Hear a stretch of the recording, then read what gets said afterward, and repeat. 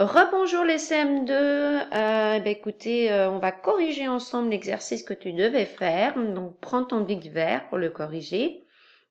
Alors Lilia a construit des tableaux pour résoudre ces problèmes, indique quelle situation est proportionnelle et justifie. Alors quand on justifie, on dit si elle est ou non proportionnelle et pourquoi. Alors tu peux utiliser la calculatrice effectivement puisqu'on avait des nombres à virgule. Alors ce premier tableau est proportionnel. Parce que quand on divise 3,2 par deux lignes données du bas par données du haut, ici données du bas par données du haut, etc. partout, pour chaque colonne, on obtient un K, je te rappelle que K c'est le coefficient de proportionnalité, qui est de 1,6. Donc j'ai pu le mettre dans les bulles.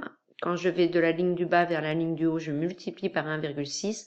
Et au contraire, quand je vais de la ligne du bas vers la ligne du haut, je divise par 1,6. Donc ici, il faut justifier. Le tableau est un tableau de proportionnalité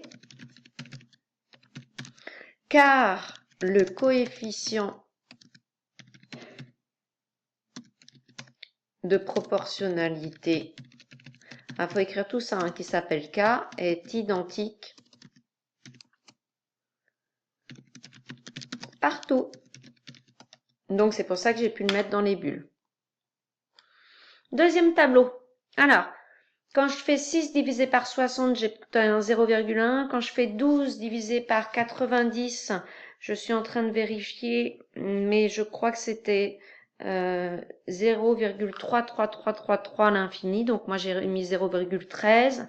Quand je fais 15 divisé par 120, alors je crois que ça faisait précisément le 15 divisé par 120, ça faisait 0,125.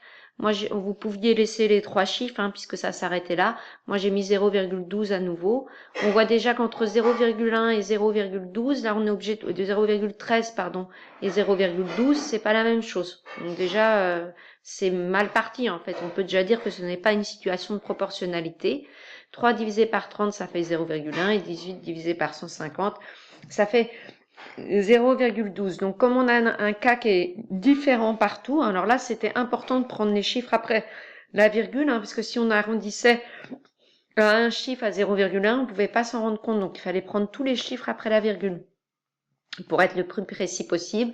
Donc, je ne peux pas écrire de coefficient de proportionnalité dans les bulles.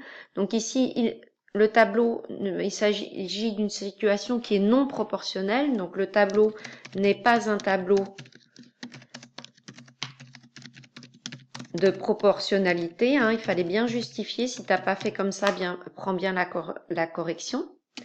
Le tableau n'est pas un tableau de proportionnalité. Il faut toujours dire pourquoi quand on justifie, car le coefficient alors on ne peut pas l'appeler de proportionnalité puisque c'est pas proportionnel. Le coefficient K est différent. C'est tout. Voilà. Donc voilà pour cet exercice. Nous nous retrouverons vendredi pour un autre exercice de proportionnalité. Au revoir les CM2.